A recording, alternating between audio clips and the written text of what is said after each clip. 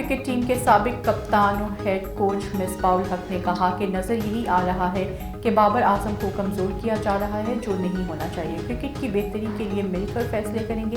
مصباح الحق نے کہا کہ جس طرح کی پریس کانفرنسز اور ان پریس کانفرنس میں سوالات ہو رہے ہیں وہ سب دیکھ رہے ہیں۔ اگر کوئی فیصلہ کرنا ہے تو سب مل بیٹھ کر لیں، کھلاڑی، سلیکشن کمیٹی اور بورڈ بیٹھیں اور آرام سے فیصلہ کر لیں۔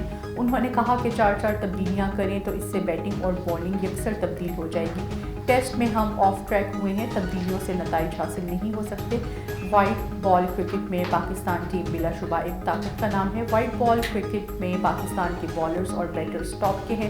مصباح نے کہا کہ الگ الگ کپتان بنانے سے آپ بہت زیادہ چیزوں کو ہلا جلا دیں گے۔ ہمارے ہاں الگ الگ کپتان کرنے سے مقابلے بازی شروع ہو جاتی ہے۔ الگ الگ کپتان کرنے سے ایک سیاسی ماحول بن جاتا ہے، چیزیں آسان نہیں رہتی۔ پاکستان کرکٹ بورڈ کی مینجمنٹ کمیٹی کے سربراہ ACC کے ساتھ کشیدہ تعلقات پر بات چیت کرنے دبئی جائیں گے۔ نجم سیٹھی کو ایمریٹس کرکٹ بورڈ کی جانب سے مدعو کیا گیا ہے۔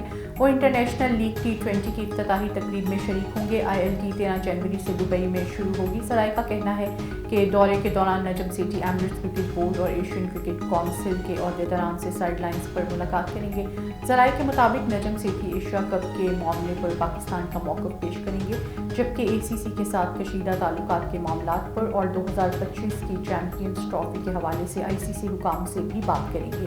ایشیا کپ 2023 کی میزبانی پاکستان نے کرنی ہے، تاہم بھارتی کرکٹ بورڈ ایشیا کپ کے لیے اپنی ٹیم پاکستان بھیجنے سے انکار کر چکا ہے، جس کے بعد ایونٹ نیوٹرل وینیو پر ہونے کا امکان ہے۔ پاکستان کرکٹ بورڈ نے مکی آرتھر کی کنسلٹنٹ بننے کی پیشکش مسترد کر دی ہے، جس کے بعد ان کا قومی ٹیم کا ہیڈ کوچ مقرر ہونے کا قصہ ختم ہو گیا۔ کرکٹ بورڈ کی مینجمنٹ کمیٹی نے مکی آرتھر کو ہیڈ کوچ بنانے کی آفر کی تھی، تاہم مکی آرتھر نے فل ٹائم کوچ کی ذمہ داری لینے کے بجائے کنسلٹنٹ بننے کی پیشکش کی تھی۔